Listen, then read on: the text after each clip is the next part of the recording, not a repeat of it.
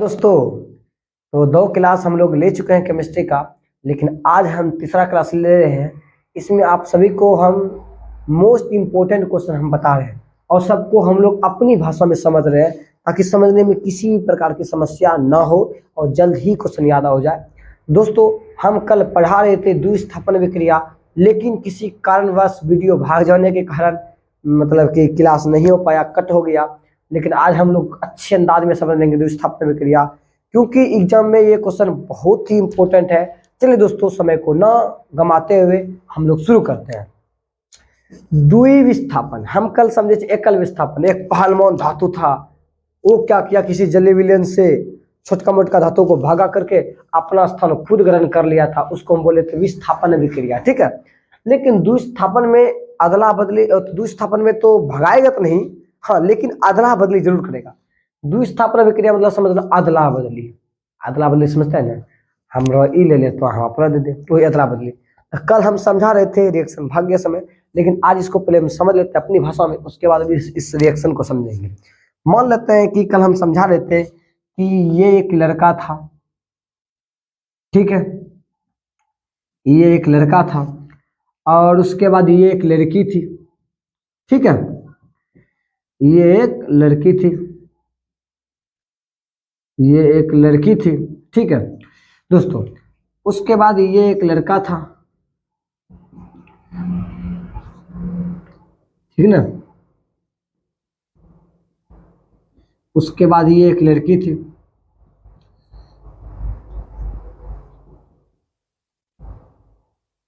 चलिए दोस्तों, अब समझते हैं। ये समझ लीजिए कि मेरा दूल्हा है, ये दूल्हा है और ये दुल्हन है, और ये दूल्हा है और ये दुल्हन है। अब देखिए दोस्तों, क्या होता है, आप लोग घर में, टोलों में, मोहल्लों में कहीं भी आप देखे होंगे, आजकल ये सब बहुत ज्यादा होता है कि मोहल्ला ये दूल्हा ये दुल्हन दोनों बेचारा आराम से रह रहा है और ये भी दूल्हा दूल्हा आराम से रह रहा है। लेकिन दुख की बात हम लोग इस जगह हो जाता है दोस्तों, ये दूल्हा जो है ना, अपना पत्नी होते हुए भी ये दूसरे पत्नी पर ध्यान दे रहा है। ये लड़का जो है ना, इस लड़की के पास ध्यान दे रहा है। ये लड़का इस लड़की के पास मिलने के लिए रोज जाता है, जबकि शादीशुदा है, ये लाइसेंस इसके पास है, फिर भी ये दूसरे पे ध्यान दे रहा है। जाके इस ये लड़का जो है इसके पास जाता है, आराम से बातें करता, करते करते करते भाभी भाभी कहते हुए इसको हो जाता है वही जो आजकल होता है। उसके बाद जो है ना, ये दुल्हन जो है ना, लेकिन इस दुल्हन को पता नहीं है कि मेरा दूल्हा का चक्कर किसी और दुल्हन से चल रहा है, ये पता नहीं है। लेकिन ये लड़का इस लड़की के पास जरूर जाता है। ऐसे ये कभी कभी पूछबो करता है कि उसके पास काहे जाते हैं, कहता भाभी है, काम है, चले जाते हैं, ऐसे रोज जाता है। तो लेकिन पता नहीं चलने देता है। लेकिन उसके बाद ये दुल्हन भी सोचता कि मेरा पति जब उसके पास जाता था, हम भी क्या करता है, हम भी इसके दूल्हा के पास जाकर रोज रोज जाते हैं। अब ये लड़की को, इस दुल्हन को इसका पता नहीं कि मेरा जो इस दूल्हा को पता नहीं है कि मेरा दुल्हन का चक्कर इस दूल्हा से है। लेकिन उसके बाद ये दुल्हन भी क्या करने लगा, इस दूल्हा के पास जोने लगा। जब जोने लगा, उसके बाद इसका भी प्रसंग बातें चलने लगा। धीरे धीरे बात करते करते बात चल गया वहां से वहां तक। उसके बाद धीरे नो दू 11 मतलब भाग गया लेकर के इसको हम, इसका मतलब इससे शादी कर लिया, अपनी इस दुल्हन को छोड़ दिया। अभी दुल्हन बेचारी अल्लाह क्या करती, मरती नहीं है ना। बोला चलो भाई, हम लोग इसकी दुल्हन को, हाँ, मेरा दुल्हा लेके भागा तो इसके मतलब कि दुल्हन को हम ही लेके भाग जाते हैं। दोनों एक दूसरे से लेकर 9 2 11 हो गया, चांद के पार चला गया। उसके बाद हो गया। इससे विक्रिया को बोलते हैं द्विस्थापन विक्रिया। आप समझते हैं कि द्विस्थापन विक्रिया क्या है, तो बोलेंगे कि जब दो यौगिक अपने आयनों का आदान प्रदान करके दो नए यौगिक का निर्माण करते हैं, इसी विक्रिया को हम लोग द्विस्थापन शुरू करेंगे। तो सबसे पहला है द्विविस्थापन अभिक्रिया। द्विविस्थापन अभिक्रिया, ठीक है। लिखेंगे वह अभिक्रिया, वह अभिक्रिया जिसमें दो यौगिक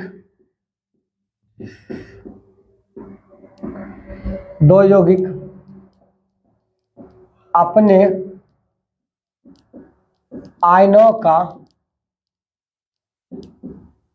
आदान प्रदान करके आदान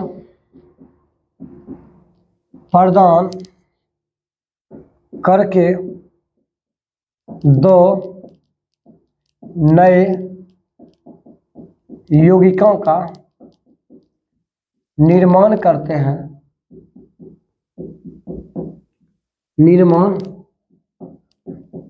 हैं, उसे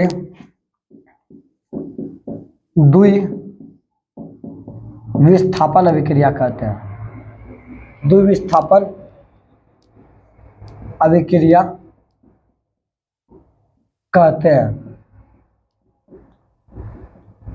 हाँ, जैसे दोस्तों हम लोग मान लेते हैं, एक नॉर्मल एग्जांपल लेते हैं आप लोगों को पीछे हम, इसे हम लोग एक्स वाई मान लेते हैं। पहले ए बी मान लेते हैं, ये ए है और ये बी है, एक यौगिक है। उसके बाद एक यौगिक और लेते हैं, उसका नाम रख देते हैं हम लोग एक्स वाई। कोई दिक्कत? अब इसको हम लोग रिएक्शन करवाएंगे। हम बोले हैं इस रिएक्शन में वैसा अभिक्रिया जिसमें दो को यौगिक है, एगो ये यौगिक एगो ये यौगिक है, अपने आयन का आदान प्रदान करेगा। आयन का मतलब पहले टूट जाएगा। किसमें टूटेगा? प्लस और माइनस में टूटा। किसमें टूटा? प्लस और माइनस में। ये भी टूटेगा प्लस और माइनस में। और आपको अच्छा लगता पता है कि प्लस वाला को मान लेंगे दूल्हा, अब माइनस वाला को दुल्हन मानेंगे। अब प्लस वाला को दूल्हा, अब माइनस वाला को दुल्हन। अब ये दूल्हा जो है ना, ये दूल्हा इसकी दुल्हन के साथ, अपना दुल्हन है इसके पास लेकिन अपना ध्यान नहीं दे रहा है। अब इसलिए इस दुल्हन पे ध्यान दे रहा है। ये दूल्हा इस दुल्हन से ध्यान दे दिया और ये ए और एक्स मिलके क्या बना दिया? ये एक्स बन गया। अब फिर प्लस का चिन्ह है तो प्लस। अब ये दुल्हन बेचारी हम कहता हम क्या करके रहेंगे? ये दूल्हा क्या, सॉरी हाँ, अब ये सॉरी प्लस में नहीं, ए एक्स नहीं मिलेगा दोस्तों, गलती बोल दी है। ये जो है ना, ये प्लस वाला इस माइनस से दोस्ती नहीं करेगा। उसके बाद ए दोस्ती कर लिया वाई से, तो क्या बना दिया? ए वाई। अब फिर बोलता है माइनस के हम क्या करेंगे रह करके दुल्हन, इसकी दुल्हन के दूल्हा सच हो गया। ये ए एक्स और ए दोनों मिलके क्या बना दिया? बी एक्स बना दिया। आप बोलेंगे सर पहले बी एक्स भी बन गया, एक्स भी बन गया, तो आप बोलेंगे कि सर बी एक्स क्यों नहीं लिख सकते? अरे पता है हमारा देश पुरुष प्रधान देश है। कोई भी पूछता है तो बाप का नाम पूछता है, माँ का नाम नहीं पूछता है, दादा का नाम पूछता है, दादी का नाम नहीं पूछता है। तो इसी प्रकार पहले हम लोग दूल्हा को लेंगे तब न दुल्हन को लेंगे, पहले दुल्हने को ले लेंगे। देखते हैं फलना संग चिलना लिखती है तो पहले लड़के का नाम लिखते हैं, इसीलिए पहले एक्स को लिख दिए और उसके बाद बी को लिख दिए। उसमें आपको क्या दिक्कत हो रहा है? नहीं दिक्कत हो रहा है। चलिए, तो ये तो रिएक्शन हो गया।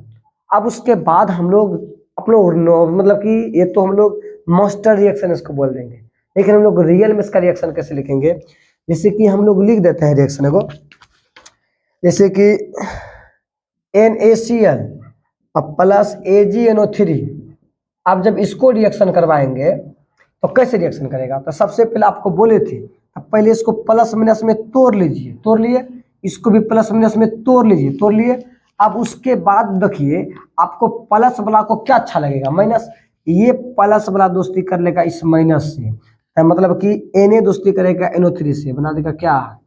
NaNO3 फिर प्लस। ये Ag दोस्ती करेगा Cl से ना, तो क्या बना दिया? AgCl। तो कितना इजी रिएक्शन, आपको इतना को याद रखिए, इतना को तो खुद करने आपको सिखा देंगे हम। तो इसी देखिए इसमें दो यौगिक है, अपने आयन का अदला बदली करा, प्लस माइनस से दोस्ती करा, माइनस प्लस से दोस्ती करा, दो अदला बदला करके दो को यौगिक बना रहे हैं, ये वाला है ये वाला। इसी अभिक्रिया को क्या बोलेंगे? द्विविस्थापन अभिक्रिया। समझ में आया? एक एग्जांपल और लेते हैं। मान लेते हैं कि BaCl2 है, उसके बाद Na2SO4 है। अब जब इसको रिएक्शन करने के लिए बोलेंगे आपको कुछ नहीं करना, आप पहले इसको प्लस माइनस में तोड़ लीजिए, तोड़ लिए। इसको भी प्लस माइनस में तोड़ लिए। अब ये Ba दोस्ती करना चाहेगा माइनस से, तो माइनस वाला ये है, Ba दोस्ती करके बना दिया क्या? BaSO4 बना दिया। अब उसके बाद क्या हुआ कि Na2 दोस्ती करा Cl से, यहाँ पे दो को है Na, यहाँ दो कॉमन ले लिए। उसके बाद Na और Cl मिलके क्या बना दिया? NaCl बना दिया। इसी अभिक्रिया को हम लोग बोलते हैं द्विविस्थापन अभिक्रिया। समझ में आया? तो वैसी अभिक्रिया जिसमें दो यौगिक अपने आयन का आदान प्रदान करके दो नए यौगिक का निर्माण करता है, इसी को द्विविस्थापन अभिक्रिया कहते हैं, इसी को विस्थापन अभिक्रिया कहते हैं, इसी को डबल डिस्प्लेसमेंट रिएक्शंस कहते हैं। That is clear? तो चलिए, आपको अगर समझ में आ गया तो प्लीज इसका स्क्रीनशॉट कर लीजिए। चलिए, आप लोग स्क्रीनशॉट कर लिए। अवक्षेपण अभिक्रिया क्या होता है हम लोग समझेंगे अब। अवक्षेपण अभिक्रिया, अवक्षेपन, वही तो हम सर लिखाए थे, नहीं दोस्तों नहीं लिखाए थे। अवक्षेपण अभिक्रिया क्या है? अवक्षेपण अभिक्रिया क्या है? ठीक है, इसको समझते हैं। हम लोग उसको शॉर्ट डेफिनेशन में लिख देंगे।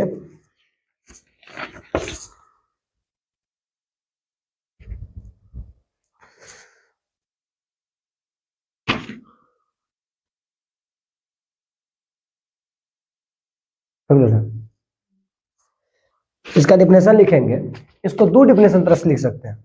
और जिस रासायनिक अभिक्रिया में अवक्षेप बनता है, अवक्षेप क्या होता है? अवक्षेप एक ठोस पदार्थ होता है जो विलयन में जब हम लोग डालते हैं वो बैठ जाता है पेंदी में। आप लोग कुछ देखे होंगे कभी कुछ कुछ पदार्थ को, जैसे बालू है, आप बालू को जब डालते हैं पानी में, पहले पानी है, पानी में जब बालू को डालते हैं, बालू क्या हो जाता है? पेंदी में बैठ जाता है। इसी को बोलते हैं अवक्षेप। मतलब कि जो पेंदी में जाकर बैठ जाए ना, तो उसका मतलब हम लोग ये दिमाग में रखेंगे। अवक्षेप, अवक्षेप एक ठोस पदार्थ है जो विलयन में अलग हो जाते हैं, विलयन से अलग हो जाएगा, मतलब कि विलयन से रिएक्शन नहीं करना, मतलब विलयन में चुपचाप बैठ जाएगा पेंदी में, उसी को अवक्षेप कहता है। और जिस रासायनिक अभिक्रिया में अवक्षेप बनता है ना, उसी को अवक्षेपण अभिक्रिया कहता है। सीधा सा डेफिनेशन लिखेंगे, क्या लिखेंगे? जिस रासायनिक अभिक्रिया में, जिस रासायनिक अभिक्रिया में अवक्षेप बनता है, अवक्षेप बनता है, उसे अवक्षेपण अभिक्रिया कहते हैं। कितना सौ डिफिनेशन है। जिस रासायनिक अभिक्रिया में अवक्षेप बनता है उसे अवक्षेपण अभिक्रिया कहते हैं। ठीक है, अब दोस्तों जैसे में लिखेंगे तो वही लिख देंगे जिससे में लिख देंगे NaCl और प्लस AgNO3। आप इसी को रिएक्शन करवाइए, ये भी अवक्षेपण अभिक्रिया का उदाहरण है। जैसे प्लस माइनस में टूटेगा, प्लस माइनस में तोड़ दिए, अब Na दोस्ती करेगा NO3 से, बन गया क्या? ये क्या बना? NaNO3 बना। उसके बाद Ag दोस्ती किया Cl से, क्या बना दिया? AgCl। और AgCl चुपचाप पेंदी में जाकर क्या हो गया? बैठ गया। इसी को हम लोग बोलते हैं अवक्षेप। और जिसमें अवक्षेप बना ना, उसी अभिक्रिया को बोलते हैं हम लोग अवक्षेपण अभिक्रिया। सीधा डेफिनेशन बोलेंगे, जिस रासायनिक अभिक्रिया में अवक्षेप बनता है उसी को अवक्षेपण अभिक्रिया। अवक्षेप का मतलब आपको बताए थे, पेंदी में चुपचाप बैठ जाकर बैठ जाना। और जैसे कि सोडियम क्लोराइड को नमक रिएक्शन करवाए सिल्वर नाइट्रेट से, उसका इधर प्लस माइनस में टूट करके रिएक्शन हुआ, उसके बाद AgCl तो क्या हुआ? पेंदी में जाकर बैठ गया, ये नहीं गला, इसका मतलब ये अवक्षेप हो गया। और जिस रासायनिक अभिक्रिया में अवक्षेप बना उसी को क्या बोलेंगे? अवक्षेपण अभिक्रिया। समझ में आ गया? चलिए, आप लोगों को उसके बाद अगले को नेक्स्ट क्वेश्चन समझते हैं। उदासीनीकरण अभिक्रिया क्या होता है? उदासीनीकरण अभिक्रिया बहुत इंपॉर्टेंट क्वेश्चन है दोस्तों, बहुत इंपॉर्टेंट। ये क्वेश्चन MVVI है, पूछ सकता है फिर एग्जाम में। उदासीनीकरण अभिक्रिया क्या है? उदासीनीकरण अभिक्रिया क्या है? देखिए दोस्तों, समझिए इसको अच्छा से। उदासीनीकरण अभिक्रिया किसको कहते हैं? जब अम्ल की अभिक्रिया भस्म से कराते हैं, क्या बोलेंगे? जब अम्ल की अभिक्रिया भस्म से कराते हैं तब लवण और जल बनता है, इसी अभिक्रिया को क्या कहते हैं? उदासीनीकरण अभिक्रिया। जैसे आप लोग समझिए, अम्ल है, कोई अम्ल ले लीजिए, लिखेंगे पहले डेफिनेशन लिख लेते हैं। जब अम्ल की अभिक्रिया, जब अम्ल की अभिक्रिया भस्म से कराते हैं, भस्म से कराते हैं, तब लवण और जल बनता है, तब लवण और जल बनता है। इसी अभिक्रिया को, इसी अभिक्रिया को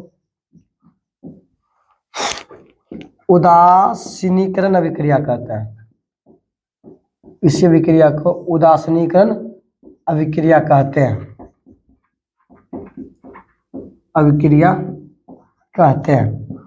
तो मतलब हम लोग दोस्तों बस इतना बात जान लिए कि जब अम्ल की अभिक्रिया को भस्म से करा देते हैं ना, तब लवण बनता है और जल बनता है। जैसे कि आप लोग ये समझ लीजिए, जैसे कोई अम्ल लेंगे, क्या लेंगे, अम्ल, और इसको रिएक्शन करवाएंगे किससे, भस्म से, और उसके बाद क्या बनेगा, लवण बनेगा, उसके बाद क्या बनेगा, जल बनेगा। आप कैसे, आप बोलेंगे सर ऐसे तो थोड़ी ना होता है, इसको रिएक्शन से माध्यम समझाइए। एगो अम्ल का नाम बताइए, जैसे कि आपके पेट में भी एक अम्ल होता है HCl अम्ल। अब इसकी रिएक्शन करवाओ भस्म से, भस्म कोई भी ले लीजिए, जैसे सोडियम हाइड्रोक्साइड NaOH। जैसे इस दो को रिएक्शन करवाए तैसे ही वही कम करेगा, प्लस माइनस में टूटेगा, ये प्लस और माइनस में टूटा, और उसके बाद H दोस्ती कर लिया, OH से दोस्ती करेगा, और Na दोस्ती करेगा Cl से। सबसे पहले Na दोस्ती कर लिया Cl से, तो क्या बना दिया, NaCl बनाया, उसके प्लस, और ये H जो है ना OH से दोस्ती किया तो क्या बना दिया, H2O बना दिया। इसका मतलब यहाँ क्या हुआ, एक अम्ल था, इसको रिएक्शन करवाए भस्म से, लवण और जल बना। तो बोलेंगे सर अम्ल क्या होता है, जो स्वाद में खट्टा हो उसे अम्ल कहते हैं। भस्म क्या होता है, जो स्वाद में कड़वा हो, तिक्तो लगे, उसको भस्म कहते हैं। लवण क्या होता है, जिसमें जो नमचैनी लगे खाए, तो जिस नमक खाता है नमचैनी लगता है, तो वो लवण हो गया। जल तो जल जिसका कोई स्वाद नहीं है उसे हम लोग जल कहते हैं। जिसका pH मान 7 हो उसे जल कहते हैं। जल का pH मान 7 होता है, याद रखिए। तो हम लोग आज समझे इसको उदासीनीकरण अभिक्रिया, और लास्ट रिएक्शन आज समझ लेते हैं, उसके आगे हम लोग अगले।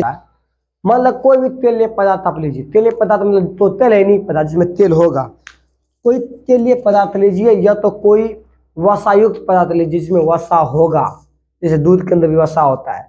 उस पदार्थ को क्या कीजिए, खुले छोड़ दीजिए। मान लेते कोई सब्जी है, सब्जी में तो तेल डालते हैं ना, ये मान लेते सब्जी है, इस सब्जी को खुले छोड़ दीजिए, कहाँ, इसको झोंपी पे ढक्कन से नहीं, कुछ नहीं, इसको खुले छोड़ दीजिए। आप देखिएगा कि शाम भर में ही खराब हो जाएगा, महकने लगेगा। अब मान लेते, आप एक बात बताइए, मान लेते आप सब्जी अभी बनाए ताजा ताजी, अभी जैसा स्वाद लग रहा है, क्या आपको ऐसा लगता है इसको हम एक दिन मतलब कि या अभी ऐसा स्वाद लग रहा है, इसको खुले छोड़ देंगे वायुमंडल में, ऐसे झोंपेंगे झप्पन से नहीं, चुपचाप खुले छोड़ दिए, उसके बाद शाम भर में आप जो है ना इसको खाइएगा, क्या जैसा स्वाद अभी लग रहा है वैसा लगेगा, नहीं लगेगा। क्यों नहीं लगेगा, क्योंकि ये सब्जी का जो तेल है ना, ये हमारे वायुमंडल से रिएक्शन कर लिया, और रिएक्शन करके इसका स्वादहीन हो गया, मतलब स्वाद इसका गायब हो गया, और इसके बाद महकने लगेगा, दुर्गंधित होने लगेगा। इसी घटना को या इसी क्रिया को हम लोग विकृत गंधिता, विकृत गंधिता, गंधिता मतलब महकना, गंध करना बोलेंगे। जब तेले या वसायुक्त खाद्य पदार्थ को खुले वायुमंडल में जब छोड़ देते हैं, तो वह पदार्थ वायुमंडल से विक्रिया करके दुर्गंधित या स्वादहीन हो जाते हैं। इसे ही क्या कहते हैं, विकृत गंधिता कहते हैं। इसको लिखिए, डिफिनेशन को लिखिए, जब तेलीय या वसायुक्त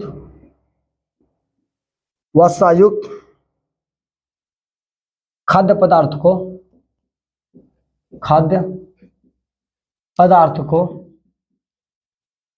खुले वातावरण में छोड़ देते हैं, तब वे ऑक्सीजन, वायुमंडल के ऑक्सीजन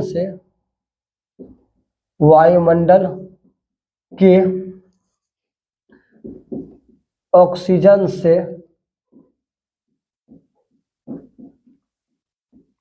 अभिक्रिया कर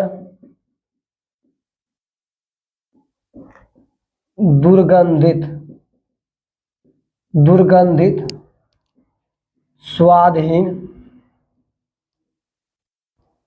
हो जाते हैं।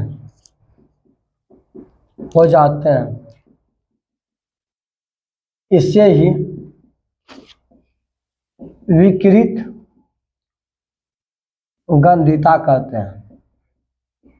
विकृत गंधिता कहते हैं। याद रखिएगा दोस्तों, जब तेल या वसायुक्त खाद्य पदार्थ को खुले वायुमंडल में छोड़ देते हैं, तो वायुमंडल से विक्रिया करके वह दुर्गंधित हो जाते हैं, महकने लगते हैं या स्वादहीन हो जाते हैं। इससे क्या होता है, विकृत गंधिता कहते हैं। अब उसके बाद एक क्वेश्चन और है जो कि बहुत इंपॉर्टेंट, आज का लास्ट क्वेश्चन है कि लोहे को जंग से बचाने के 2 उपाय बताएं। देखिए दोस्तों, लोहा को जंग से बचाना चाहते हैं कि जंग लोहे में न लगे, उसके लिए आप क्या कीजिएगा, बोलेंगे सर ग्रीज लगा दीजिए ना।